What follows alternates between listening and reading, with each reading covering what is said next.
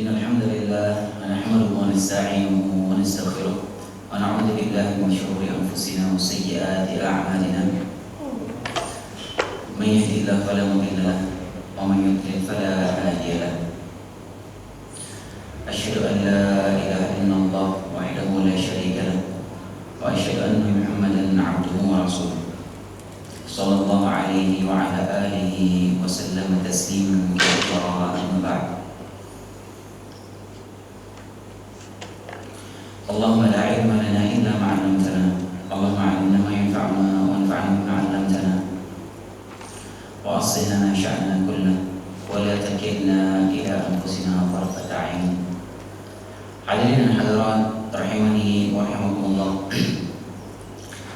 Kita melanjutkan pembahasan yang bulan lalu kita bahas tentang hadis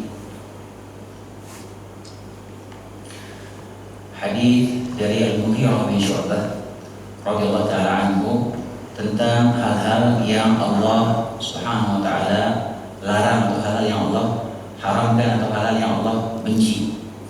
Hadis riwayat Bukhari dan Muslim. Kita baca ulang hadisnya dari Al-Mughirah bin Syu'bah radhiyallahu taala anhu an Rasulullah SAW, dari Rasulullah SAW bersabda, Inna Allah harrama alaikum uquqal ummahat wa wa'dal banat wa man'an wahat wa kariha lakum qila wa qal wa kathratus su'al wa idha'atul mal. Allah Subhanahu wa taala, Nabi SAW, Allah mengharamkan atas kalian durhaka kepada ibu, wa wa'dul banat, dan menguburkan anak perempuan hidup-hidup, wa man'an wahat, orang yang bisanya menuntut haknya tapi melalaikan kewajibannya, wa kariha lakum qila wa qal, dan Allah membenci dari kalian perkara katanya dan katanya, gosip, wa kathratus su'al, dan banyak bertanya atau banyak meminta, wa idha'atul mal, dan menyia-nyiakan harta. Kita sudah membahas dua bagian pertama dari hadis ini. Di sini dalam hadis ini Nabi SAW menyebutkan 6 perkara yang Allah SWT larang, dan kita sudah membahas pada pertemuan sebelumnya 2 poin pertama, yaitu masalah durhaka kepada orang tua, kemudian juga permasalahan tentang kebiasaan sebagian kabilah Arab jahiliyah dulu yang mereka itu tidak suka sama anak perempuan, dan mereka di antara kebiasaan sebagian kabilah itu, dan memang itu benar terjadi, dan mereka itu di antara kebiasaannya mereka membunuh atau mengubur anak perempuan mereka hidup-hidup, dan itu terjadi. Dan itu Allah sebutkan dalam Al-Quran dalam beberapa ayat. Jadi kalau ada orang yang memungkiri kisah ini, berarti dia mengingkari apa yang Allah sebutkan dalam Al-Quran. Dan tidak semua orang yang seperti itu, hanya sebagian kabilah, sebagian suku saja, karena ada alasan-alasan tertentu yang pernah terjadi, apa pemicunya sehingga terjadi kebiasaan seperti itu benar terjadi. Dan itu sudah kita pernah bahas, kita bahas bulan lalu, kita sebutkan juga bagaimana kebiasaan jahiliyah ini terkadang masih ada sisanya zaman sekarang. Sebagian kaum muslimin itu seakan-akan kurang suka sama perempuan, pengen anak lagi. Begitu Allah karuniai anak perempuan, tidak suka dia, agak merasa kecewa. Dan ini sisa-sisa peninggalan jahiliyah. Kita juga sudah bahas bagaimana anak perempuan itu begitu besar keutamaannya dalam Islam. Anak perempuan itu bisa menjadi penghalang orang tuanya masuk dalam neraka jika dia mengayomi, mengurus, membesarkan anak perempuan dengan benar. Dia akan menjadi penghalang orang tuanya untuk masuk neraka. Kita sudah sebutkan beberapa hadis yang terkait hal itu. Jadi antara keutamaan anak perempuan. Kemudian insya Allah di kesempatan pagi ini kita membahas 4 poin yang tersisa, yaitu man'an wahat, wa qila wa qal, kathratus su'al, sama yang terakhir idha'atul mal. Yang keempat tadi Nabi Muhammad SAW, poin keempat, poin ketiga yang Nabi SAW sebutkan dalam hadis tadi, wa wa had. Innallaha harrama 'alaikum uquqal ummahat wa wa'dal banat wa man'an wa had. Artinya dia orang ini suka menahan dan meminta. Artinya apa? Dia menahan perkara-perkara yang itu menjadi kewajibannya dia tidak tunaikan. Tapi dia selalu menuntut haknya dia, menuntut dengan ngotot lah kalau bahasa kita. Dia selalu ngotot minta haknya dipenuhi. Tapi kewajiban yang ada di pundaknya dia suka lalaikan. Dan ini sering terjadi di dalam banyak aspek kehidupan kita hari ini. Masalah yang satu ini, karena kita sebagai manusia, kita tidak akan lepas atau kita selalu terikat sama yang namanya hak dan kewajiban. Itu selalu ada. Kita akan terikat selamanya sama hak dan kewajiban. Kita tidak akan lepas dari yang namanya hak dan kewajiban. Ada kewajiban-kewajiban yang harus ditunaikan, ada hak-hak orang yang harus ditunaikan, dan ada hak-hak kita yang seharusnya kita dapatkan. Dan itu berlaku di banyak aspek kehidupan kita. Jadi sering terjadi antara hak-hak wajib, kewajiban yang harusnya ditunaikan oleh manusia, ya seperti misalnya membayar zakatnya. Ini kewajiban yang wajib harus ditunaikan. Demikian juga nafkahnya dia untuk keluarganya, untuk anak istri, ini kewajiban, dan dia harus penuhi kewajiban itu. Demikian juga nafkah kepada pegawainya, gaji kepada pegawainya. Ketika dia mempekerjakan orang dan orang-orang ini bakal mengenai dia, kewajiban dia untuk memenuhi gaji-gaji mereka dan berbagai hal lainnya. Nah, ini dia wajib penuhi. Jangan hanya meminta orang lain memenuhi hak, menyampaikan haknya dia, tapi kewajiban dia dipenuhi. Demikian juga dalam rumah tangga. Masing-masing dari suami dan istri itu ada hak dan kewajiban yang harus dipenuhi. Antara anak dan orang tua itu ada hak-hak dan kewajiban yang wajib dan harus dipenuhi dan disampaikan. Jangan kita menjadi orang yang disebutkan dalam hadis ini hanya meminta hak kita tapi kita tidak menunaikan kewajiban. Sebagai seorang suami bisanya menuntut haknya dipenuhi oleh istrinya, tapi kewajibannya dia, hak istrinya tidak dipenuhi. Dan ini sering terjadi. Minta istrinya harus perfect melayani dia, sementara hak istrinya tidak dipenuhi sama dia. Demikian juga antara istri kepada suami, banyak nuntut sama suaminya, nuntut hak ini, nuntut hak itu, bahkan terkadang bukan haknya dia minta, bahkan perkara-perkara yang bukan haknya dia tuntut karena memang kebiasaan seperti itu. Tapi giliran kewajibannya dia tidak dipenuhi. Ini tidak boleh seperti itu. Kita perhatikan mana hak, mana kewajiban. Dari yang ini kecil dulu saja, dari rumah tangga kita. Mana kewajiban kita kepada istri, kewajiban kita kepada anak, untuk anak-anak kita, kewajiban kita mungkin kepada pegawai, kepada pembantu mungkin yang bekerja di rumah kita. Dia punya hak yang harus kita penuhi. Jaga dulu itu. Yang di lingkup kecil rumah tangga kita, sekitar kita itu dijaga dulu. Bagaimana kita sudah penuhi belum hak orang lain? Kita belum tunaikan kewajiban kita, sudah kita tunaikan atau belum? Itu dulu kita pikir.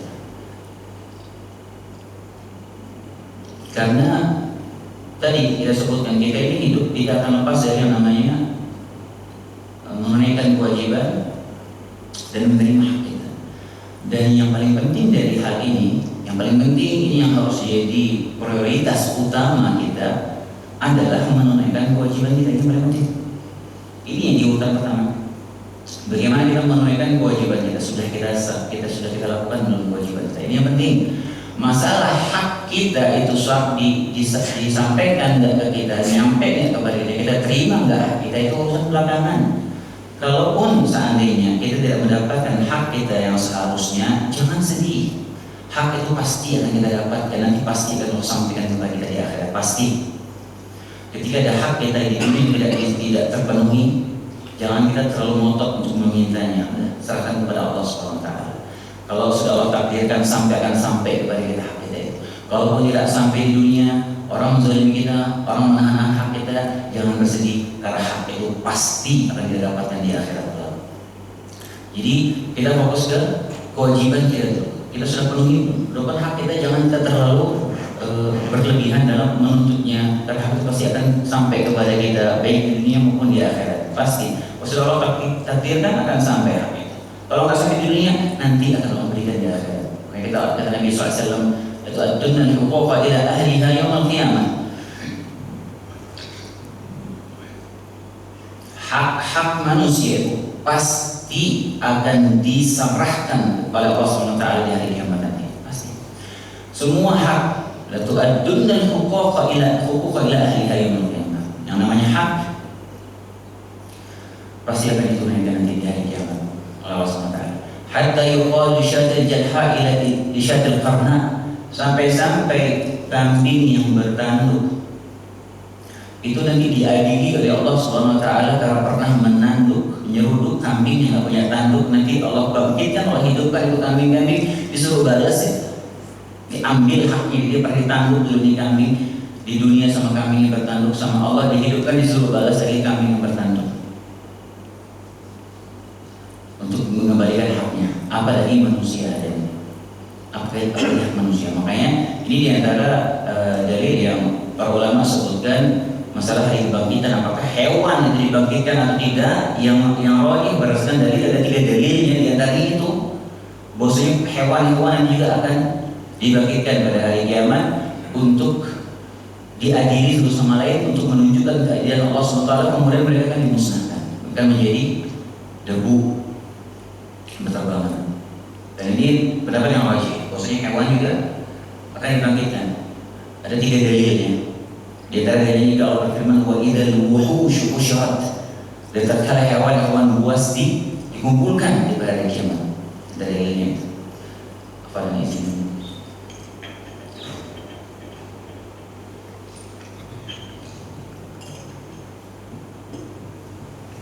Demikian juga hak antara anak sama orang tua. Demikian juga hak antara bos sama pegawainya, hak kewajiban antara bos sama pegawainya. Demikian juga antara pekerja ini pegawainya dengan bosnya. Jangan hanya menuntut gajinya sempurna, tapi kerjanya salah-salah, kerjanya malas-malasan, datang kerja terlambat, pulang lebih cepat, tapi giliran gaji nggak mau dikurangin, nuntut gajinya harus on time, nuntut gajinya harus sempurna, nggak terima kalau gajinya dipotong. Ini dia man'an wahal orang seperti itu. Demikian juga bos, dia hanya menuntut pegawainya bekerja sempurna, tapi gajinya suka telat, gajinya kadang dipotong sesukanya. Ini zalim, itu man'an wahal. Demikian juga antara penguasa dengan rakyatnya. Kadang rakyat, kadang penguasa, pemerintah hanya menuntut hak dari rakyatnya, tapi tidak menunaikan kewajibannya sebagai penguasa, sebagai pemerintah. Demikian juga rakyatnya hanya menuntut haknya kepada penguasa, kepada pemerintah, tapi tidak menunaikan kewajibannya sebagai rakyat. Menuntut penguasanya, pemerintah harusnya begini, pemerintah harusnya begitu, pemerintah harusnya memperhatikan masalah ini, memperhatikan masalah itu. Nuntut ini, itu nuntut pemerintah sempurna melayani dia. Tapi ini rakyat buang sampah itu sembarangan aja. Buang sampah masih di sungai. Terus nuntut pemerintah ngasih, nuntutkan kewajiban yang sempurna. Itu aja dulu. Buang sampah dulu yang benar dulu. Kita bicara buang sampah aja. Kita nggak berbicara melanggar aturan lalu lintas, melanggar aturan administrasi kendaraan dan sebagainya, apalagi melanggar hukum. Buang sampah aja, udah benar belum kita buang sampah? Yang mana buang sampah itu merusak lingkungan, bikin banjir, bikin bermacam, itu aja dulu. Bener ini. Yang kita tuntut aja, pengen sempurna, tidak terima. Itu man'an wahad. Dan ini berlaku di semua aspek kehidupan kita ya. Dan ini adalah hal yang terlarang, yang Allah SWT melarang, yang mengharamkan yang seperti itu. Jangan kita terlalu banyak menuntut, yang terlalu banyak menuntut, ya, apalagi sama pasangan sendiri. Terlalu banyak menuntut, jangan. Sudah tenang, hak kita pasti akan sampai kepada kita. Kalau nggak dilindungi di akhirat pasti. Makanya di akhirat nanti itu Allah sebutkan suami lari dari istri, istri dari suaminya. Kenapa? Karena akan dituntut istri di akhirat. Dia akan menuntut, dia akan bertanggung jawab itu sama istrinya, sama suaminya sendiri, sama anaknya. Dia akan diadili oleh Allah SWT seadil-adilnya, apalagi sama orang lain. Jangan kita terlalu gusar ketika hak kita ini tidak sampai kepada kita. Tenang. Ya, orang beriman dia tenang hati seperti itu. Diserahkan semua kepada Allah SWT. Kemudian yang kedua, yang keempat dari hadis ini, larangan yang keempat, Nabi SAW bersabda, wa kariha lakum qila wa qal, dan dibenci atas kalian qila wa qal. Qila wa qal itu katanya dan katanya bercerita atau menyampaikan sesuatu atau berkata-kata itu berdasarkan katanya dan katanya begini, katanya begitu, oh dengar begini, oh dengar begitu, oh gosipnya sih begitu, ya dengar sih kabarnya sih begitu, gitu. Haram, tidak boleh seperti itu orang beriman, tidak boleh. Ya Allah, apalagi zaman sekarang ini, hati-hati.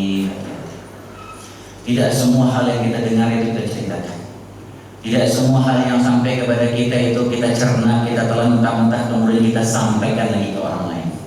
Khususnya di zaman sekarang, di zaman digital, begitu mudahnya informasi sampai kepada kita dan begitu mudahnya kita menyebarkan informasi itu. Hanya dengan modal jempol kita bisa menyebarkan informasi tersebut ke seantero negeri, bahkan ke seluruh dunia. Orang bisa mengkonsumsi kabar, berita yang kita sebarkan. Hati-hati, ini bukan masalah sepele, ini masalah besar.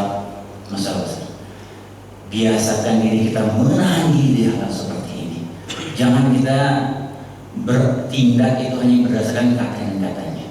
Terkadang sebagian orang zaman sekarang ini baru baca judul berita, dia nggak baca semuanya, baru baca judulnya aja, biasa. Baru lihat judulnya, dan biasanya media itu bikin judul supaya judul itu menarik, perhatian orang supaya orang baca.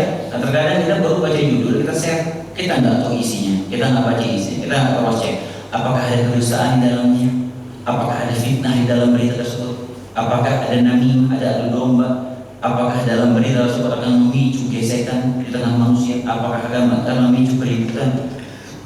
Tapi kita nggak peduli, terkadang kita share. Terkadang kita ini gatel pengen jadi orang pertama yang nge-share informasi itu. Lagi di grup, ada informasi terbaru nih, pengen jadi orang pertama yang share. Ya share. Ada postingan baru dari YouTuber ini, YouTuber itu, postingan terbaru di share. Ya subhanallah. Yang kita share itu belum tentu benar. Yang kita share itu bisa jadi ada kedustaan di situ. Baru kadang informasi, baru dugaan, baru katanya kita ceritakan, kita sampaikan ke orang. Kita dengar katanya sih begini, katanya itu kita ceritain ke orang, ya katanya sih bulan sih begitu, katanya begini, katanya begitu. Ini tidak boleh seperti itu. Kata Nabi SAW, perhatikan hadis yang mulia ini, beliau SAW bersabda, kafa bil mar'i kadiban an yuhadditha bi kulli ma sami'. Cukuplah seorang yang dikatakan pendusta. Cukup seorang itu dia bisa dikatakan sebagai seorang kadzdzab, sebagai seorang pendusta, an yuhadditha bi kulli ma sami'. Itu ketika dia menceritakan, dia menyampaikan apa saja yang dia dengar. Apa saja yang didengar sampai kepada dia diceritain orang. Apa saja yang sampai kepada dia kabar, informasi, cerita dia nggak tahu kebenarannya, diceritakan ke orang, dia sampaikan ke orang. Orang seperti kata Nabi, cukup dia bisa dikatakan sebagai seorang kadzdzab, pendusta. Kenapa? Karena semua yang didengar itu pasti akan ada kebohongan di situ. Nggak mungkin semuanya benar. Pasti ada kebohongan yang sampai kepada dia hanya baru sekedar bermodal katanya, dia cerna, dia sampaikan. Masih bisa dipastikan di antara informasi yang sampai kepada dia kata-katanya itu, katanya itu ada kedustaan di situ, dan dia ikut andil dalam menyebarkan kedustaan tersebut, ikut andil dalam menyebarkan kebohongan tersebut, menyampaikan kebohongan tersebut. Dan ini dosanya bukan dosa yang sepele, hadirin azallahu wa'alaikum.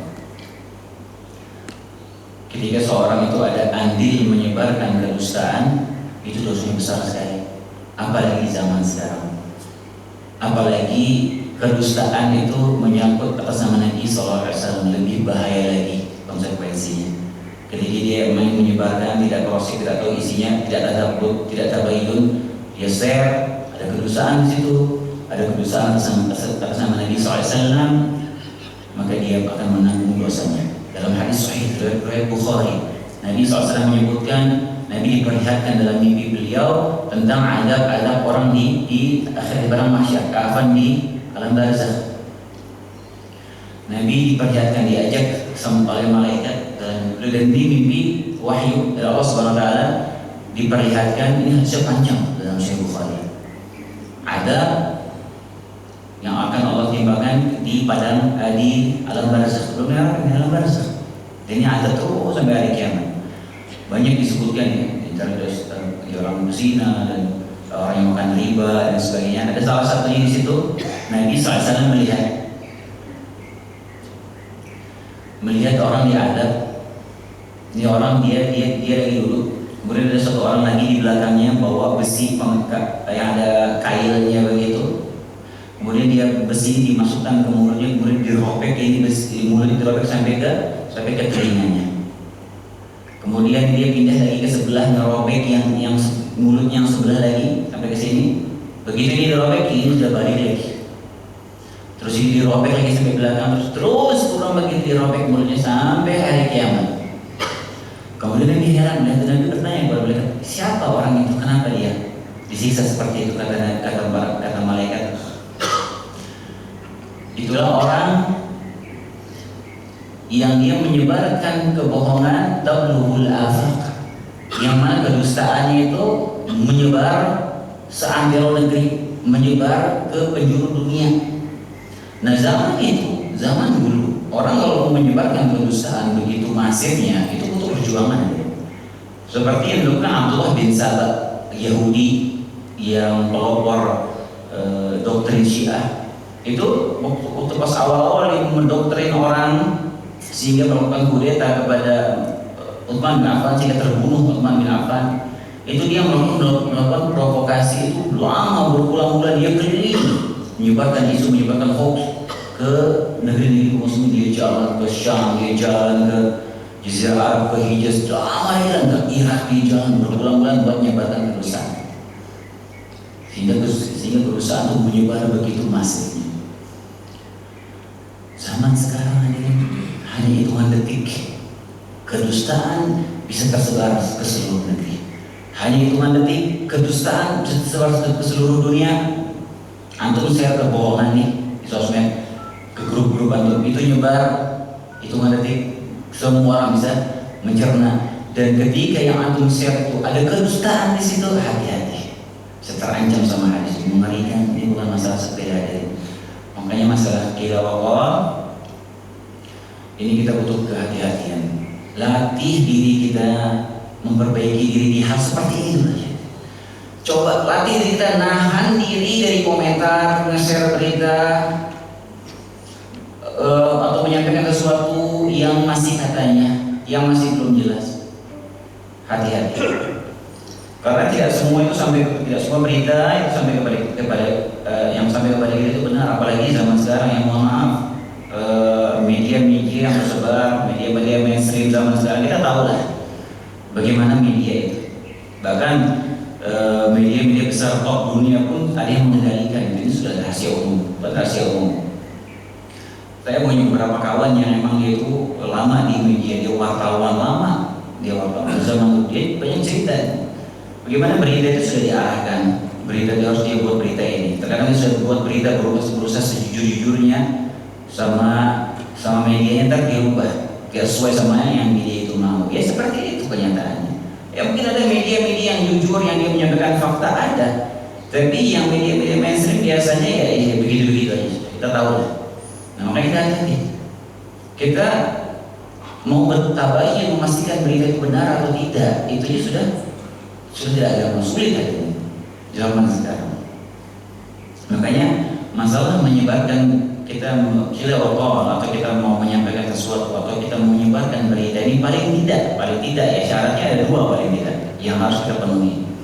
Yang pertama kita cross check dulu, tabayyun dulu, pastikan kevalidan berita yang mau kita share. Apakah berita ini valid? Apakah ini yang penyampaiannya itu juga dengan cara yang benar, narasinya benar, tidak manipulatif, analisanya sudah benar ketika dia menganalisa berita itu dan menyampaikannya. Yang menyampaikannya juga orang yang orang yang terpercaya dan isi beritanya juga jujur, benar, fakta. Ini yang pertama syaratnya. Ini tidak sulit. Syarat yang pertama ini pun sudah sulit kita penuhi di zaman sekarang ini. Syarat yang kedua, kalaupun kita sudah pastikan ini berita benar, ini berita valid, yang bilang tiqah, berita benar, insya Allah Ta'ala beritanya valid. Syarat yang kedua, kita harus perhatikan juga apakah ada manfaatnya kita bagikan berita itu ke orang. Ini harus dipikirkan. Ada gunanya enggak kita mau share itu? Berita misalnya tentang pemerintah atau badan legislatif sedang mau membuat rancangan undang-undang baru terkait masalah pajak yang kemungkinan akan merugikan rakyat. Ada rencana mau membuat rancangan undang-undang yang terkait dengan masalah pajak yang kemungkinan akan memberatkan rakyat bisa. Baru ada rencana membuat rancangan undang-undang namanya. Kira-kira benar nih. Kira-kira manfaat nggak kalau kita share ke grup gitu, grup sekolah dulu, misalnya, grup alumni misalnya, atau grup kajian misalnya, atau kita share ke sosial media kita, bermanfaatnya kira-kira? Ada faedahnya kita share berita itu. Karena apa? Kita akan menyita waktu orang. Itu berita mungkin bisa jadi, walaupun benar bisa jadi itu berita nggak terlalu manfaat buat dia. Terus kita share kok banyak orang baca dan nggak manfaat buat dia, kita menyita waktu orang lain. Waktu orang lain kesita, kita yang menyita waktunya untuk baca berita yang kita share yang mana berita itu nggak ada manfaatnya buat dia. Maka nggak usah bisa. Kalau kita rasa di berita nggak ada manfaatnya untuk kita sampaikan, kabar nggak ada manfaat untuk kita ceritakan, diam, tahan diri. Ya, apalagi share berita sekarang, berita politik sudah, ya Allah. Dia begitu-begitu aja.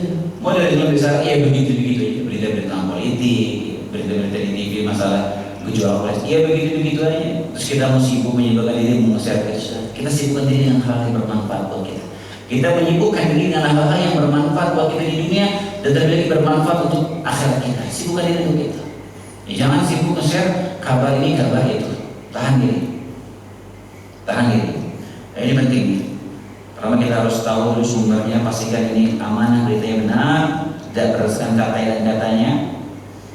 Kemudian pastikan isi itu tidak ada kerusakan, isi itu tidak ada adu domba, tidak ada fitnah, tidak menimbulkan kegelisahan. Ya subhanallah, terkadang berita ini kita asal share ke orang lain, kemudian yang kita beritain kami belum tentu benar, itu sudah menimbulkan keresahan di banyak orang, bikin orang banyak kepikiran, bikin jadi ketakutan.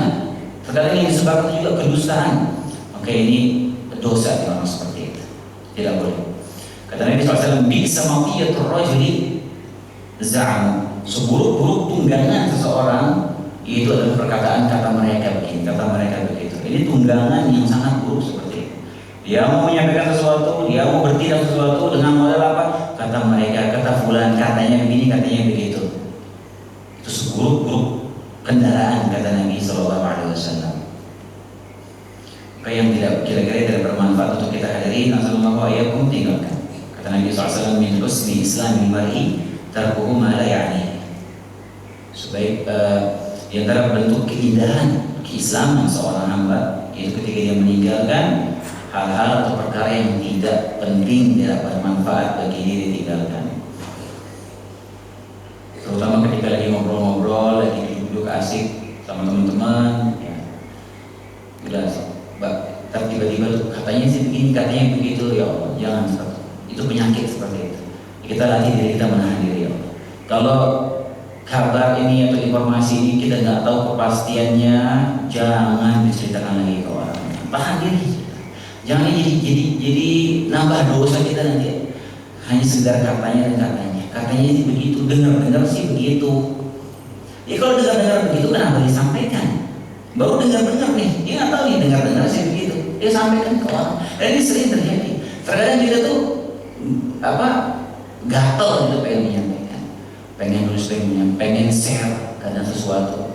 Kalau kita pengen ya, latih diri kita menahan diri dari hal seperti itu. Coba lihat dampaknya dalam kehidupan kita. Subhanallah.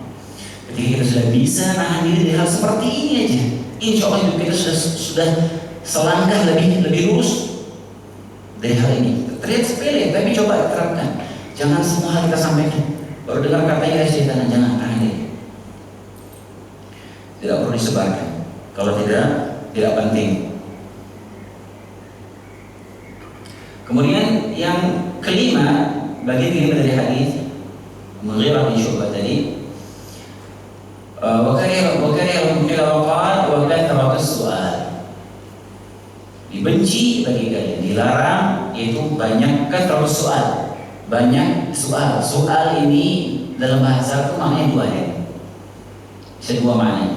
Yang pertama soal itu artinya bertanya. Yang kedua soal itu juga maknanya dalam bahasa Arab itu meminta. Jadi dilarang dalam Islam itu banyak nanya sama banyak minta-minta. Nah, banyak bertanya ini hadirin yang harus kita kurangi ya. Kalau pertanyaan itu tidak ada manfaatnya, nggak ada faedahnya, maka nggak usah nanya, sebanyak nanya.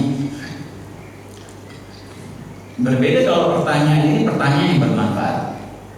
Apalagi ini pertanyaan terkait agama yang dia emang pengen tahu hukumnya, pengen tahu permasalahan ini bagaimana jawabannya, dan ini yang dia mau bertanya ini, pertanyaan ini dorongannya dia ikhlas, bukan niat macam-macam, bukan buat pertanyaan buat menguji atau ngecek keilmuan seorang ulama atau gurunya atau ustadznya, tapi emang dia benar pengen menanyakan sesuatu itu kepada ahli ilmu karena Allah Subhanahu wa taala insya Allah akan jadi keberkahan buat dia. Pertanyaan itu akan jadi keberkahan buat dia, berkah buat ustadznya, buat gurunya, dan berkah buat kaum muslimin. Kalau dia nanya itu lillahi ta'ala, pertanyaan benar, pertanyaan bermanfaat. Katanya betapa banyak ulama dulu itu buku mereka, karya ilmiah mereka itu bersumber dari pertanyaan. Awalnya orang nanya sama dia, dijawab jadi buku, dan bukunya bermanfaat ratusan tahun, bermanfaat bagi kaum muslimin, tersebar sampai sekarang kaum muslimin di seluruh dunia mendapatkan manfaat dari jawaban pertanyaan orang yang nanya itu. Lihat bagaimana keberkahannya. Orang ketika dia nanya lillahi ta'ala, nanya karena Allah Subhanahu wa taala, dan ini bentuk dia mengamalkan firman Allah Subhanahu wa taala, fas'alu ahla dzikri in kuntum la ta'lamun. Tanyakanlah kepada ahli ilmu kalau kamu tidak mengetahui, kata Allah Subhanahu wa taala. Allah memerintahkan kita nanya kalau nggak tahu kepada orang yang berilmu, bertanya. Nah, ketika dia bertanya kepada ahli ilmu karena ingin benar-benar mendapatkan manfaat, pertanyaan dia nanyanya dengan ikhlas, maka pertanyaan itu insya Allah akan jadi keberkahan. Ya subhanallah, banyak sekali ya kita para ulama itu sampai sekarang jadi karya ilmiah yang monumental, yang fenomenal, itu bersumber dari pertanyaan asal mulanya. Seperti kitab Ad-Dawa kayak Ibnu Qayyim Al-Jauziyah. Kitab Ad-Dawa itu kitab yang sangat fenomenal, terkenal, dikaji di seluruh dunia, di negeri-negeri kaum muslimin. Karena luar biasa manfaatnya, keberkahannya kitab itu, manfaatnya luar biasa. Itu Qayyim itu dari pertanyaan dari orang nanya sama Ibnu Qayyim, dia jawab jadi buku. Bikin juga Ibnu Taimiyah banyak sekali yaitu buku-buku itu bersumber dari pertanyaan. Demikian juga kita sekarang kita dapati fatwa para ulama dikumpulkan dalam buku-buku itu semua pertanyaan semua dan bermanfaat buat kita. Kita butuh informasi, kita cari ada fatwanya ulama ini, fatwa ulama itu, semua dari pertanyaan. Kalau nanya benar, bermanfaat dan berkah bagi kaum muslimin, itu pertanyaannya. Nah, yang terlarang pertanyaan-pertanyaan yang nggak guna, nggak ada manfaatnya, pertanyaan yang kepo, pertanyaan yang nggak bermanfaat untuk dirinya sendiri, untuk yang ditanya, untuk kaum muslimin nggak ada manfaatnya, maka jangan banyak nanya. Saya nanya Afwan Ustaz, anu mau nanya Ustaz, istri antum berapa Ustaz? Penting banget nanya istri anda berapa. Ada yang nanya seperti itu, ada yang nanya Ustaz seperti itu. Apa Ustaz kalau boleh tahu berapa istri anda? Enggak guna pertanyaan seperti ini. Ada yang lebih ekstrim lagi, yang pernah nanya ke Ustaz, ini beneran nih, ada yang pernah nanya ke Ustaz, Ustaz apa hukumnya makan daging dinosaurus? Bahkan daging dinosaurus juga Ustaz disuruh mikir nih, dinosaurus itu termasuk hewan apa? Karnivora, omnivora, kira-kira ada tarinya enggak? Nah dinosaurus jenis apa nih? Apakah dia termasuk hewan buas atau enggak? Terus kira-kira kok gimana cara nyembelihnya kira-kira nanti dinosaurus itu? Terus gimana cara ininya? Subhanallah, enggak guna. Ini pertanyaan-pertanyaan tidak boleh dilarang, nanya-nanya yang enggak ada manfaatnya seperti itu. Ada juga pertanyaan, ada yang nanya, ini beneran ya? Ada yang nanya seperti Ustaz, bagaimana kalau misalnya Ka'bah itu diangkat, diterbangkan, dipindah ke lain tempat oleh Allah SWT? Apakah kita tetap sholat ngadap situ atau ngadap ke posisi Ka'bah yang baru? Coba pertanyaan. Subhanallah. Begitu nanya. Nah ini nanya seperti ini nggak usah. Ada juga pernah nanya ke Ustaz, ini beneran Ustaz kalau misalnya anak lagi ke bulan Ustaz, anak untuk sholatnya kayak kapan sih? Kalau lagi ke bulan untuk sholatnya gimana Ustaz? Kalau sholat gimana kalau anak lagi pergi ke bulan? Nanya untuk sholatnya kapan? Jadi subhanallah. Ya ini pertanyaan seperti ini tidak boleh, terlarang. Usahakan gitu nanya karena memang kita butuh pertanyaan tersebut, butuh kita tahu hukumnya, kita butuh. Itu insya Allah nanyanya kita itu kepada ahli ilmu, insya Allah berpahala. Kita mengamalkan firman Allah tadi, fasalu ahla dzikri in kuntum la ta'lamun. Demikian juga pertanyaan itu kalau benar, insya Allah akan bermanfaat bagi kaum muslimin. Dan ini pertanyaan-pertanyaan yang tidak guna dijauhi tindakan. Kemudian makna kasratus soal yang kedua, yaitu banyak minta. Ketika dia minta itu tidak dalam hal-hal yang urgent, hal yang dia darurat, yang dia sangat butuhkan, maka ini terlarang kita banyak minta. Subhanallah ya. Karena orang ketika dia banyak minta tolong, banyak minta sama orang lain, kebiasaannya minta, ya butuh dikit minta, jadi kebiasaannya dia. Akhirnya lama-lama apa? Dan ini sudah tidak bisa dipungkiri lagi, hatinya akan kurang bergantung kepada Allah SWT. Hatinya akan banyak bergantung kepada manusia. Dan ketika kita, na'udzubillah, hati kita ini sudah bergantung kepada manusia, kurang bertawakal kepada Allah, hati kita ini sudah terlalu besar berharap kepada orang yang sering ngasih kepada kita, terlalu besar harapnya, terlalu besar kita berharap sama orang lain, maka bisa dipastikan kita dalam posisi terhina dan dalam posisi kita yang rendah, dan kita pasti akan kecewa. Pasti catat baik-baik, ketika kita hati kita ini bergantung begitu besar harap kita sama makhluk, maka kita pasti akan terhina dan kecewa, pasti. Dan subhanallah, jangan dibiasakan hati kita bergantung sama manusia. Jangan dibiasakan hati kita ini terlalu besar harap sama manusia, sama makhluk. Jangan. Ketika kita ini sudah biasa melatih diri hati ini terikat kepada Allah, selalu bertawakal kepada Allah dan hanya berharap kepada Allah Subhanahu wa taala, maka bisa dipastikan tauhid kita itu sudah berada di level yang lebih tinggi hari ini. Ya, dia enggak berharap sama manusia, Allah Subhanahu wa taala. Dia sakit mau berobat atau untuk keluarganya berobat, dia enggak menggantungkan hati kepada dokter itu, dia menggantungkan hati kepada Allah Subhanahu wa taala yang menyembuhkan. Allah Subhanahu wa taala, saya yang mengharap kesembuhan dari Rabbul Alamin, ini hanya sebab saya tempuh, bukan berharap sama dokter itu. Kita berharap kepada Allah Subhanahu wa taala, bukan berharap pada orang yang bisa ngasih kepada kita. Ya subhanallah, terhina kita. Banyak minta, kita akan rendah di mata manusia. Bisa jadi orang ini miskin, punya teman orang kaya raya, tapi dia nggak pernah minta, nggak pernah dia merasa butuh sama temannya yang kaya raya. Walaupun dia miskin orang, dia akan mulia di mata orang kaya. Dia akan mulia di mata temannya. Orang temannya yang kaya akan segan sama dia. Orang dia miskin, tapi tapi nggak pernah minta, nggak pernah menunjukkan kebutuhannya kepada temannya yang kaya raya ini temannya yang kaya akan segan sama dia. Tapi kalau ini dia biasa minta, dikit ngarap sama temannya, dikit minta ditraktir, dikit minta dibantu sama temannya yang kaya,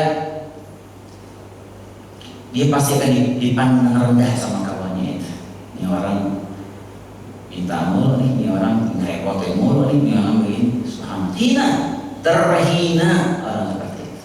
Baik itu. Kita akan berbicara kondisi darurat, kondisi yang memang dia benar butuh, dia sangat miskin, dia sangat susah, apalagi dia cacat misalnya, mohon maaf, dia nggak bisa memenuhi kebutuhannya sendiri misalnya, dia butuh minta itu hal yang lain lagi. Tidak tercela seperti karena dia butuh. Yang tercela ketika dia itu jadi kebiasaannya minta-minta, nggak terlalu butuh. Karena apa, merendahkan di sini, kurang tawakal kepada Allah Subhanahu Wa Taala, dan ini berdosa dan dia akan dihinakan oleh Allah Subhanahu Wa Taala di hari kiamat. Kata Nabi SAW, la tazal mas'alatu bihadikum hatta yalqa Allah Taala wa laysa di wajhi muz'atu lahmin. Senantiasa seorang di antara kalian ini banyak minta ke diri dunia, kecuali nanti pada hari kiamat ketika dia dibagikan tidak ada daging di mukanya. Muka itu nggak ada dagingnya, tulang semua.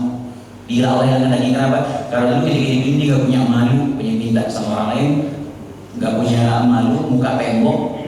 Maka di akhirat kalau bangkitkan dalam kondisi seperti itu, mukanya nggak ada dagingnya, wa'iyadzubillah.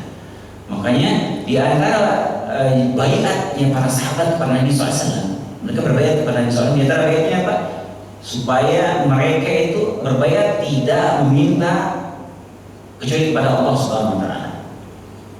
Itu di antara baiat para sahabat kepada Nabi SAW. Makanya para sahabat itu orang-orang mulia.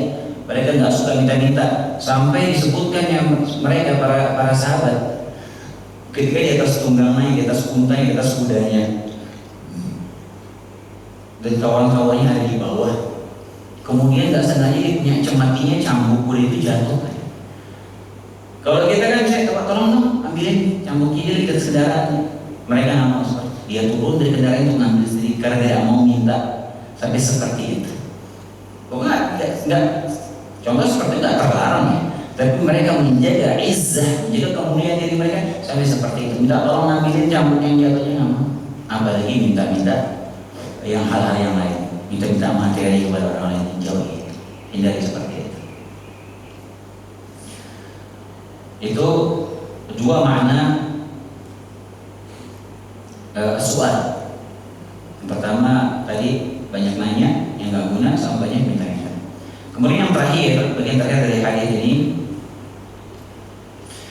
Nabi SAW berkata, wa idha'atul mal, yang terlarang juga menyia-nyiakan atau menghabiskan harta dengan sia-sia. Ini juga hal yang terlarang dan harus kita perhatikan. Kita berhati-hati dalam masalah ini. Nabi SAW sudah menyampaikan bahwa ini hal yang terlarang. Ketika harta itu kita habiskan sia-sia, nggak guna, nggak ada manfaatnya, kita sia-siakan, maka kita berdosa. Kenapa? Karena konsep harta itu kita harus ingat baik-baik. Konsep harta itu yang ada pada kita saat ini itu semua adalah milik Allah Subhanahu Wa Taala. Harta kita itu milik Allah Subhanahu Wa Taala. Jangankan harta kita, diri kita ini milik Allah Subhanahu Wa Taala. Apalagi harta kita. Makanya ketika ada sesuatu yang hilang, kita ucapkan apa? Inna lillahi wa inna ilaihi raji'un. Sesungguhnya kita ini milik Allah dan kita akan kembali pada Allah Subhanahu Wa Taala. Harta itu milik Allah Subhanahu Wa Taala. Allah berfirman, wa atuhum mimma lillahi alladzi ataakum, dan berikanlah mereka, infakkanlah kepada mereka dari harta Allah yang Allah titipkan kepada kalian, kata Allah Subhanahu Wa Taala. Itu harta milik Allah Subhanahu Wa Taala. Di antara bukti itu harta kita milik Allah, ketika kita meninggal dunia, itu sudah bukan kendali kita lagi, dikembalikan aturan harta tersebut kepada pemilik yang sebenarnya, itu kepada Rabbul Alamin. Makanya ketika kita meninggal dunia, itu harta nggak boleh kita bawa, nggak boleh kita bawa ke dalam kubur, dan sudah nggak bisa kita atur lagi. Kembali aturannya, itu harta milik kita dikembalikan kepada pemilik yang sebenarnya, kepada Allah Subhanahu Wa Taala, dan harus dibagikan sesuai yang Allah aturkan. Maka haram hukumnya membagikan warisan tidak sesuai dengan aturan Allah SWT. Haram itu harta jadi harta haram. Karena harta milik Allah, Allah yang berhak mengatur itu harta kemana pembagiannya. Bukan harta milik itu harta bukan itu harta milik Allah SWT. Kata Allah SWT dalam surat Al-Hadid, wa anfiqu mimma ja'alakum mustakhlifina fihi, dan infakkanlah kepada mereka harta yang Allah jadikan berpindah-pindah di antara kalian. Dan emang seperti itu harta. Harta itu sekarang saat ini ada sama kita. Nanti akan Allah pindahkan ke tangan orang lain hadirin. Baik kita ridho maupun kita tidak ridho. Sudah waktunya harta ini keluar dari tangan kita, akan keluar dengan cara yang Allah kehendaki. Kita mungkin mengumpulkan harta kita, tahan-tahan harta kita, nggak mau infakkan, kita nggak mau keluarkan. Sudah waktunya Allah pindahkan nih harta ke orang lain, akan pindah. Entah mungkin dengan hilang, auzubillah, atau dicuri orang, atau apa. Waktu ini pindah, Allah pindahkan tuh harta ke orang lain. Pemilik kita. Nah, makanya karena itu harta bukan harta milik Allah, maka ini harta kita menyalurkannya, mengeluarkannya, menggunakannya harus juga sesuai dengan rambu-rambu yang Allah tentukan. Makanya menyia-nyiakan harta ini banyak bentuknya ya. Afwan, sebelumnya sekali lagi masalah harta ini nanti kita sudah disebutkan dari mukadimah masalah harta seperti itu. Kemudian apa? Nanti di akhirat juga salah satu hal yang pasti akan Allah tanya, yaitu masalah harta ini. Dan bahkan masalah harta ini yang pasti akan Allah tanya dua hal. Pasti yang ditanya, min aina iktasabahu wa fima anfaqahu. Dari mana dia dapat itu harta? Dapatnya dari mana?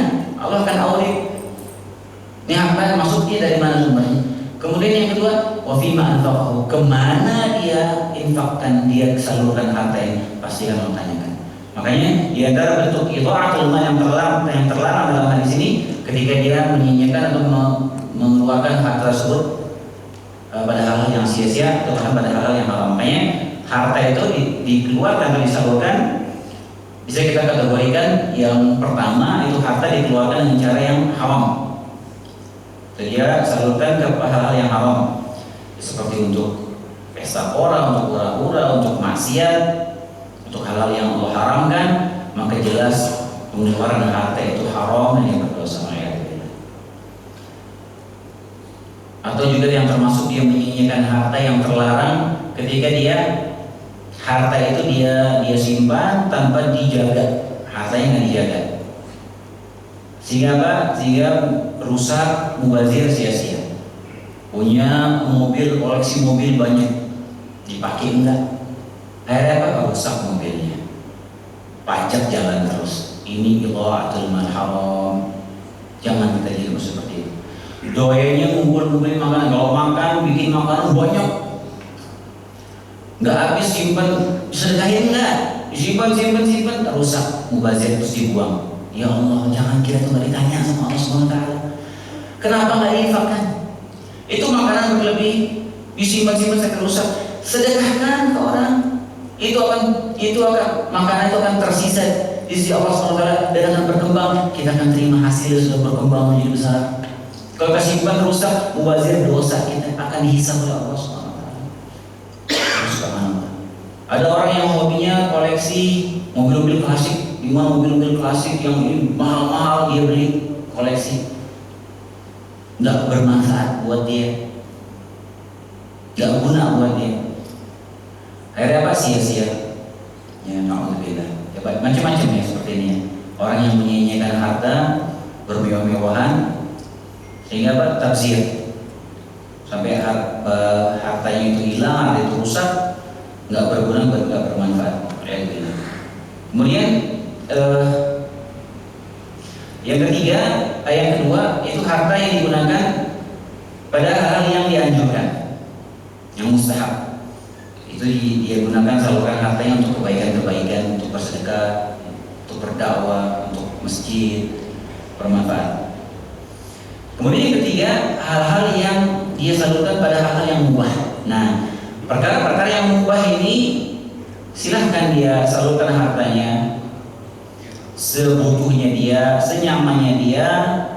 Walaupun misalnya itu barang itu mahal, jadi orang kaya Bukan nggak boleh dia pakai barang mahal, boleh. Ketika dia sudah penuhi semua haknya, yang sunnah-sunnah dari jalan, dan dia punya banyak uang, dia pakai mobil yang mewah, dia pengen beli apa, misal dia nyaman, silahkan. Dia nyaman, dia pengen pakai itu nyaman, dia ada uang buat beli itu, silahkan, boleh, nggak masalah. Asal jangan terlalu berlebihan. Ini kita boleh seperti itu. Cari mobil yang harganya sampai 7 miliar, 10 miliar. Berpotensi menimbulkan kesombongan. Dia nggak terlalu butuh sama mobil. Seperti di Jakarta misalnya, orang beli mobil Ferrari, itu Lamborghini. Mobil-mobil seperti itu hadirin. Mobil-mobil yang harus lari kencang. Mobil-mobil seperti Ferrari, Lamborghini itu nggak bisa pakai di Jakarta, macam-macam nggak bisa, rusak ya. Terus buat apa beli itu di Jakarta? Buat apa? Mau pakai ikut-ikutan di mana? Nah, ini bisa jadi dia termasuk tafsir di situ. Dia nggak butuh sama mobil itu. Kenapa dia beli mahal-mahal? Belum buat pajaknya.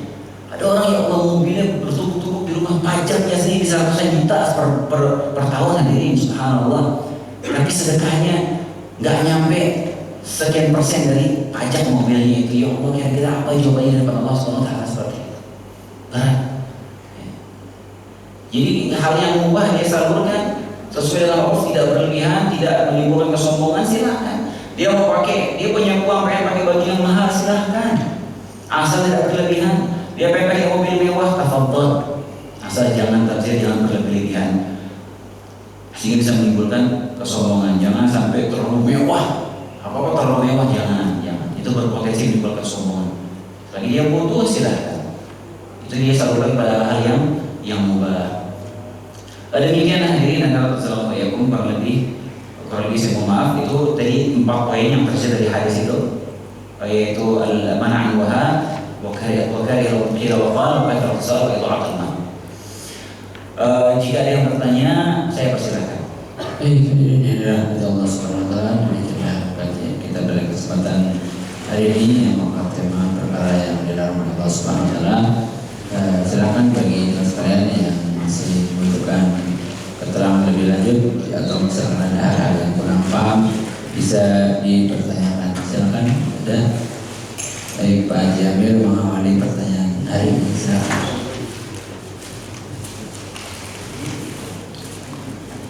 Assalamualaikum warahmatullahi wabarakatuh. Ustaz,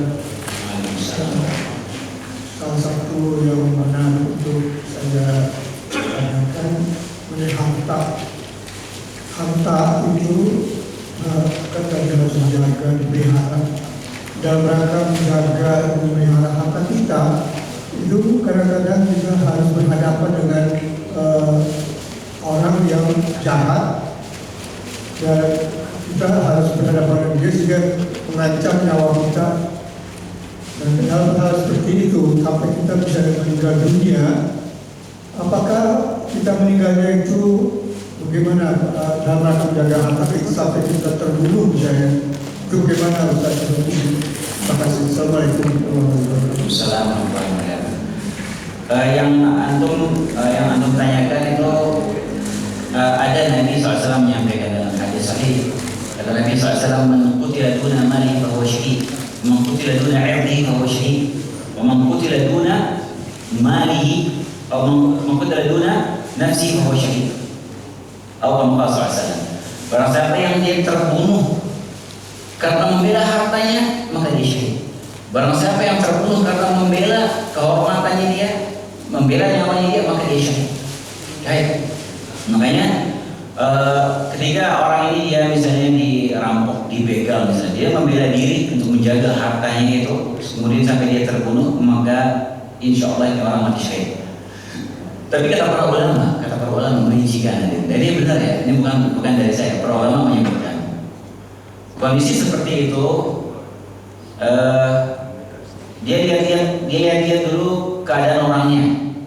Misalnya kalau misalnya dia ini orang yang dia begitu besar manfaatnya bagi Islam dan kaum muslimin, dia orang banyak harta, yang harta itu emang benar dia infakkan untuk jalan Allah SWT. Dia banyak bersedekah, dia banyak bangun masjid, dia banyak nyumbang pesantren, dia banyak mendukung dakwah dengan hartanya. Dan saya tahu ada orang seperti itu dari subhanallah di Indonesia, di Jakarta ada orang seperti itu. Saya tahu ada orang yang benar-benar dia nyumbang itu 2 miliar langsung, 2 miliar. Ya Allah, kita lihat orang nyumbang 200 juta aja kita heran, ini 2M dia kasih itu uangnya buat bangun masjid, buat bangun. Itu satu masjid loh ya. Di masjid lain dia keluarkan uangnya sampai 10 miliar, buat pesantren dia keluarkan miliar. Ada orang seperti itu di tanah air di Jakarta. Nah kalau kondisi seperti ini, kata para ulama, orang seperti dia ini yang begitu besar manfaatnya bagi kaum muslimin, ketika misalnya dia dibegal, misalnya mau diambil mobilnya misalnya, kalau bisa jangan dia sampai mengorbankan nyawanya, karena dia orang yang sangat dibutuhkan oleh Islam dan kaum muslimin. Jasanya dia, hartanya dia, mobil diambil silahkan. Ya repot kalau misalnya dipertahankan sampai dia meninggal dunia, kemudaratan jauh lebih besar daripada kehilangan mobil itu.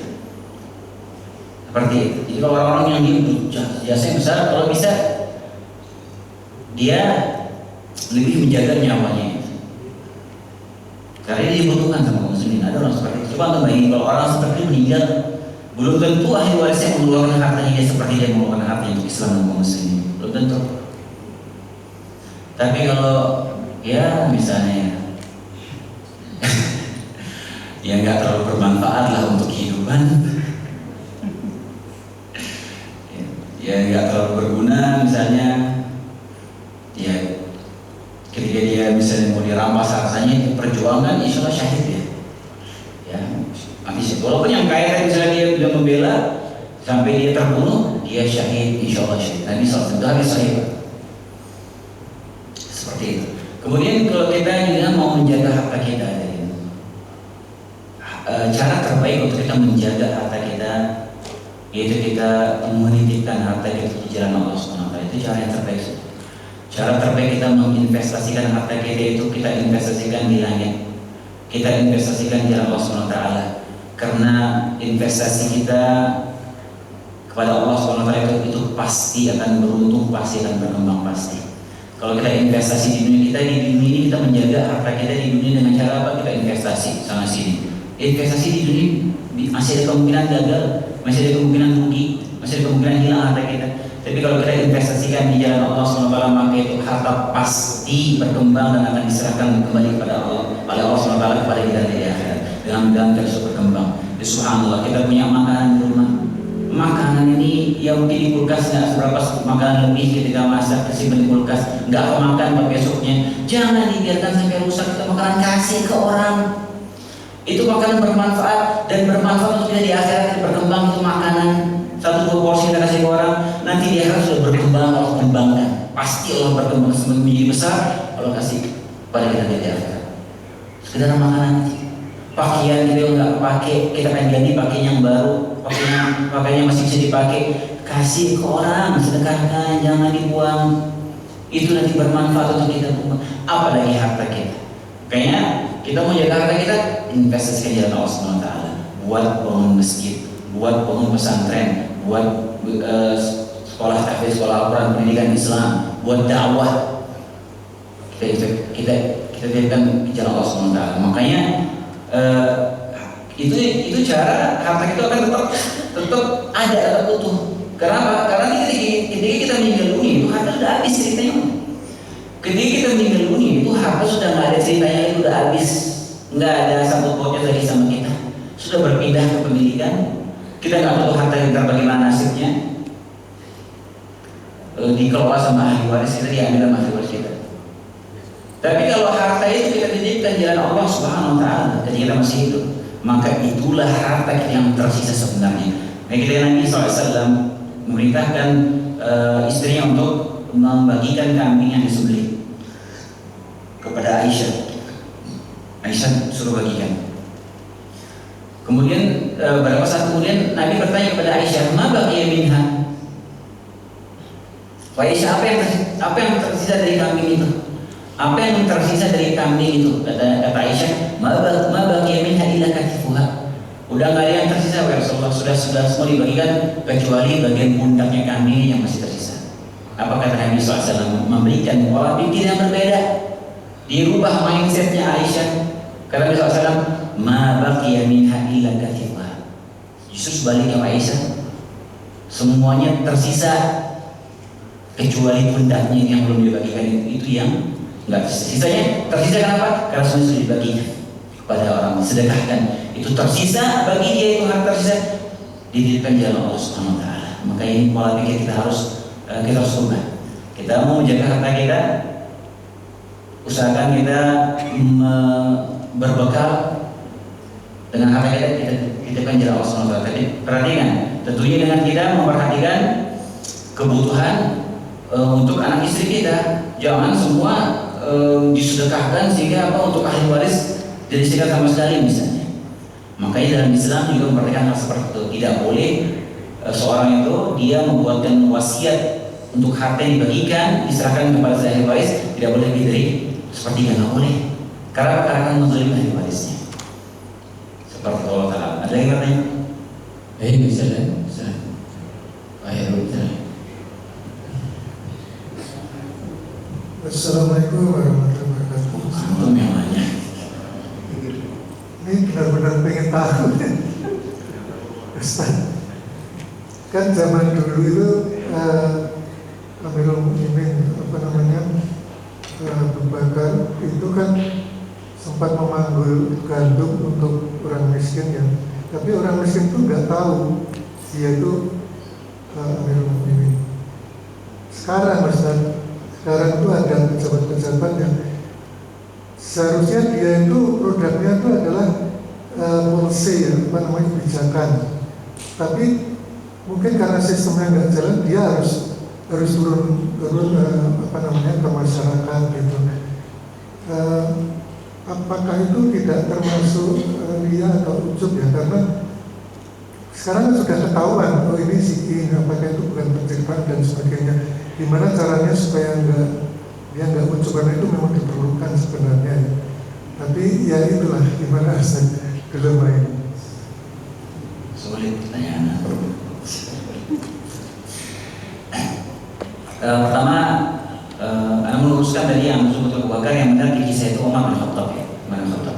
Jadi karena memang dulu itu kekuasaan Umar bin Khattab itu cukup luas, cukup luas kekuasaan Umar. Berbeda zamannya Abu Bakar, tidak terlalu luas. Jadi zaman Umar itu kekuasaan Umar bin Khattab itu semakin meluas ya, banyak negeri ditaklukkan, sehingga banyak orang yang tidak tahu Umar karena zaman dulu ya nggak ada informasi sampai kepada kita seperti sekarang. Jadi pemimpinnya mereka itu seperti apa karena mereka nggak tahu. Ya, ini biasa zaman dulu itu. Nah ketika Umar di antara salah satu pemimpin yang paling adil yang pernah ada, dia malam-malam keliling mencari kebutuhan warganya. Begitu lihat ada yang kelaparan, ternyata ada rakyatnya yang belum makan, ada yang kelaparan. Umar takut luar biasa, dia ketakutan akan dituntut sama rakyatnya yang satu di karena dia kelaparan. Kayak Umar karena saking takut yang dituntut masalah itu, dia mau menghindari tuntutan siksa Allah Subhanahu wa taala karena ada rakyat yang kelaparan, dia yang memikul sendiri. Berani bawa pembantunya, tapi karena dia takut itu nanti dituntut, Umar memikul sendiri. Karena dia takut kepada Allah Subhanahu wa taala. Dan begitu sampai sana, bahkan Umar bukan cuma memikulkan, bahkan Umar yang masakin itu nantinya di rumahnya wanita itu, dikatakan seperti itu. Tapi dia tidak ngasih tahu kalau dia Amir Mu'minin, dia khalifah, enggak. Jadi seperti kalau zaman sekarang, ya misalnya yang bagi-bagi sembako ada apa itu, bansos, ya, apakah ria atau enggak? Ya Allah Ta'ala alam, kita nggak masuk uzon. Tapi emang akhir-akhir ini, beberapa dekade terakhir ini, di dalam maupun luar negeri, pemimpin di dalam negeri maupun luar negeri, emang lagi musim pencitraan ya, sekarang banyak pencitraan. Nah, kalau keliling itu sudah dengan kameranya standby, dengan ini meliput ini. Tapi dia atau Allah Ta'ala kita nggak tahu, kita nggak pada suzon. Ya seperti itulah. Dan dia harus perhatikan dia punya tanggung jawab, kan terkadang yang dia lakukan itu bukan bidangnya dia, bukan bagiannya dia. Ria atau enggak Allah Ta'ala, kita nggak bisa memvonis. Ya kurang lebih seperti itu Pak. Seperti itu. Pertanyaan terakhir nih. Ada yang bisa pertanyaan? Ada ibu-ibu. Satu pertanyaan mewakili ibu-ibu, silakan. Assalamualaikum warahmatullahi wabarakatuh. Izin tanya ya Pak Ustadz mengenai hak dan harta. Jadi sebagai ini dalam hal pertemanan ya. Jadi saya punya teman itu senang sekali ngumpulin logam mulia sampai punya etalase lah ya di kamarnya. Anaknya udah mandiri semua, jadi dia tinggal sendiri di rumah itu. Dan dia percayanya tuh cerita apa-apa tuh ke saya, jadi saya tahu banget gitu harta dia. Nah, itu kan haknya dia ya Pak Ustadz ya, untuk menyimpan harta atau gimana ya, dia kurang dapat hidayah atau gimana, saya juga kurang tahu ya. Tapi dalam hal untuk zakat itu ya seadanya, misalnya aturannya 2,5% ya 2,5% aja gitu. Saya pernah menanyakan, kok kamu nggak kasih lebih gitu-gitu. Nah, kamu nggak tahu aja, saya udah kemana-mana gitu kan ya. Nah, kewajiban kita sebagai teman, ini yang mengajar saya selama ini, apakah kita tetap harus mengingatkan atau gimana, nanti takutnya jadi hubungan kita jadi rusak gitu. Gimana Pak Ustadz? Terima kasih. Assalamualaikum. Kalau masalah yang dia simpan itu logam mulia, itu bisa jadi emang tujuan dia nyimpan itu untuk menabung hartanya ya. Dan Anda rasa tidak masalah seperti itu. Banyak emang orang yang seperti itu ketika dia mengumpulkan logam mulia itu karena emang dia ingin menabung hartanya dia. Salah satu cara dia menginvestasikan hartanya itu biar tidak kena tergerus inflasi misalnya, dan ada tujuan mungkin supaya itu harta mungkin berkembang karena memang harga emas itu naik terus. Jadi dia putuskan untuk menabung dengan menyimpan hartanya dengan membeli logam mulia. Saya rasa itu tidak masalah itu, dan itu banyak yang melakukannya seperti itu. Saya tahu ada orang yang dia punya menabung logam mulia udah lama sampai banyak sekali ya. Mungkin ya setengah kilo, ada yang sekilo lebih, sekiloan, ada yang 8 kilo emasnya. Ada dia lama ngumpulin di nabung seperti itu. Dia tujuannya supaya nggak kena inflasi, atau mungkin juga supaya buat mungkin dia nabung itu dari logam mulia nanti dia pakai beli rumah. Gak ada kawan saya seperti itu, dari tabungan logam mulia itu dia langsung beli rumah cash, pakai emas-emas sudah lama tonton dikumpulkan itu. Ada yang seperti itu. Nah, kalau tujuannya seperti itu, saya rasa tidak masalah. Yang penting dia perhatikan zakatnya. Dia wajib keluarkan zakatnya, dan dia keluarkan zakat itu 2,5% dari semua emas yang dia simpan itu. Jangan cuma dari yang awal doang sampai nisab 85 gram, dari situ doang yang mengeluarkan. Enggak. Dia keluarkan nisab emas 85 gram, tapi emasnya sudah 1 kilo misalnya. Dia keluarkan 2,5% dari 1 kilo itu. Dan ketika dia mengeluarkan 2,5%, ya emang kewajibannya seperti itu. Kita nggak bisa menuntut dia mengeluarkan lebih dari itu, karena emang Islam menuntut dia mengeluarkan 2,5%. Nah, kalau misalnya yang harta yang dia simpan itu bukan harta seperti itu, harta yang konsumtif, yang harta itu yang harga turun terus, mobil, HP baru beli. So, ketika orang yang seperti itu, ya seperti teman, dinasihatin, nasihatin semampunya, secukupnya, jangan sampai terjadi gesekan. Ya, tujuan kita, tugas kita menasihati, tugas kita bukan untuk memaksakan kehendak supaya dia berutang. Kita mau nasihati. Misalnya kalau kita tahu dia ini kolusi harta-harta yang nggak guna, nasihatin. Wajib kita menasihati, ingatkan, karena orang belalai. Ya, nggak usah lah tafsir seperti itu. Saya juga ada kawan, terus saya punya ada kawan saya, main dekat. Dia kaya ya, luar biasa kaya orang ini. Itu jualan gedung ya, di harga 250 miliar, 8 lantai, bisnis kayak begitu. Banyak duit. Ini kawan saya ini luar biasa ya, subhanallah. Itu sekali ada iPhone, HP terbaru, iPad terbaru, itu ada iPhone terbaru keluar, dia bisa beli sampai 10-15 biji. Jadi sepanjang di dalamnya. iPad terbaru beli, yang Android terbaru beli. Terus dia punya koleksi hewan-hewan yang mahal, burung-burung yang mahal, kambing-kambing yang harga ratusan juta, itu yang bisa dia punya. Banyak lah dia, sampai dia tuh kayak ngeluarin hartanya itu kayak itu orang nasihatin, kadang-kadang ke rumahnya gitu. Nah itu udah nggak usah kayak begini, nanti ini tafsir namanya. hati-hati, khawatir Allah angkat, Allah cabut di harta ente dari dia miskin gimana? Yang seperti itu. Anak nasihatin, anda biasa akan dekat sama dia, wajib kita nasihatin. Seperti itu. Kalau misalnya dia nyimpannya kalau kamu lihat, saya rasa tidak masalah, dia bisa nabung seperti itu. Ya Allah salah. Tapi mungkin demikian yang bisa kita sampaikan. Semoga yang singkat ini bermanfaat. Kurang lebih saya mohon maaf jika jawaban dari pertanyaan ini kurang memuaskan. Semoga Allah SWT memberikan taufik dan hidayah kepada kita semua. Semoga Allah SWT memberikan taufik kepada kita agar bisa mengelola harta dengan baik, menafkahkan harta dengan baik. Semoga Allah melindungi kita dari sifat atau kebiasaan cina wakal, banyak bertanya, banyak meminta dan menginginkan harta. Kita tutup dengan baca doa kafaratul majlis. Subhanallah wa bihamdika, asyhadu an la ilaha illa anta, astaghfiruka wa atubu ilaik.